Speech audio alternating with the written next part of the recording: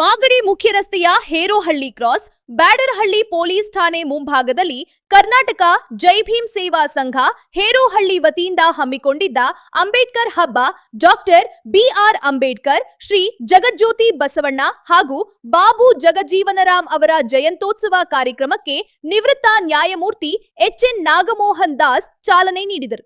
ಕಾರ್ಯಕ್ರಮದ ಮುನ್ನ ಮುತ್ತಿನ ಪಲ್ಲಕ್ಕಿಯಲ್ಲಿ ತಮಟೆ ವಾದ್ಯಗಳೊಂದಿಗೆ ಡಾಕ್ಟರ್ ಬಿಆರ್ ಅಂಬೇಡ್ಕರ್ ಅವರ ಮೆರವಣಿಗೆ ನಡೆಸಲಾಯಿತು. ಇದೇ ಸಂದರ್ಭದಲ್ಲಿ ಬಡ ಮಕ್ಕಳಿಗೆ ಪಠ್ಯಪುಸ್ತಕ ವಿತರಣೆ, ನಿವೃತ್ತ ಸೈನಿಕರಿಗೆ ಮತ್ತು ಪೌರ ಕಾರ್ಮಿಕರಿಗೆ ಸನ್ಮಾನ ಕಾರ್ಯಕ್ರಮ ಆಯೋಜಿಸಲಾಗಿತ್ತು.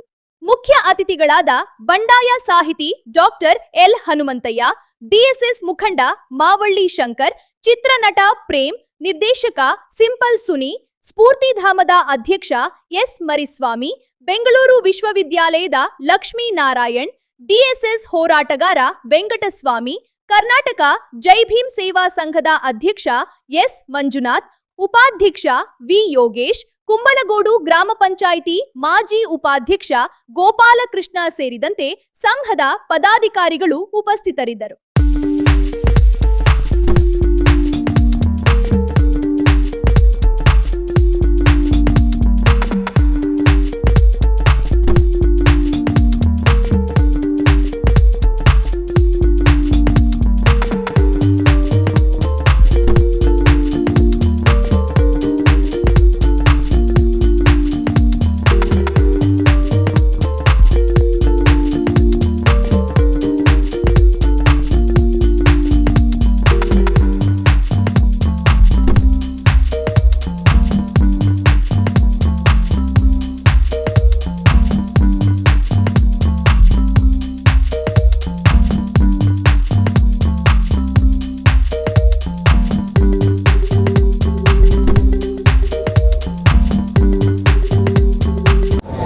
ಖ್ಯಾತ ಚಲನಚಿತ್ರ ನಟರಾದಂಥ ಸನ್ಮಾನ್ಯ ಪ್ರೇಮ್ ಅವರು ತಮ್ಮ ಮಾತುಗಳನ್ನು ಹಾಡಿ ಅವರು ಸಭೆಯಿಂದ ನಿರ್ಗಮಿಸಿದ್ದಾರೆ. ಸಭೆಯನ್ನು ಉದ್ಘಾಟಿಸಿದಂಥ ನಮ್ಮ ನಾಡಿನ ವಿಶೇಷವಾಗಿ ಜನರ ನ್ಯಾಯಮೂರ್ತಿಗಳಾಗಿದ್ದಂಥ ಗೌರವಾನ್ವಿತ ನ್ಯಾಯಮೂರ್ತಿಗಳಾದಂಥ ನಾಗಮೋಹನ್ ದಾಸ್ರವರು ಕೂಡ ತಮ್ಮ ಅರ್ಥಪೂರ್ಣವಾದಂಥ ವಿಚಾರವನ್ನು ಮಂಡಿಸಿ ಕಾರ್ಯನಿಮಿತ್ತ ನಿರ್ಗಮಿಸಿದ್ದಾರೆ. ನಮ್ಮ ನಡುವೆ ಸಮಾಜದ ಸಮುದಾಯದ ಹಿರಿಯ ನಾಯಕರು,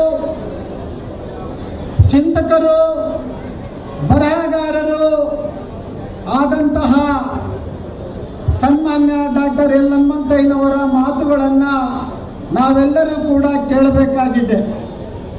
ಇದೇ ಮೇ 13ನೇ ತಾರೀಕು 1952ರಲ್ಲಿ ಬಾಬಾ ಸಾಹೇಬ್ ಅಂಬೇಡ್ಕರ್ ಅವರು ರಾಜ್ಯಸಭಾ ಸದಸ್ಯರಾಗಿ ಅವರು ಆಯ್ಕೆ ಆಗ್ತಾರೆ.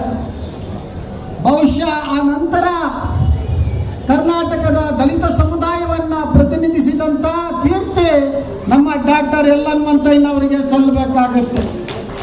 ಅವರು ರಾಜ್ಯಸಭಾ ಮೆಂಬರ್ ಆಗಿ ಅತ್ಯಂತ ಕ್ರಿಯಾಶೀಲರಾಗಿ ಕೆಲಸವನ್ನು ಮಾಡಿದ್ದಾರೆ.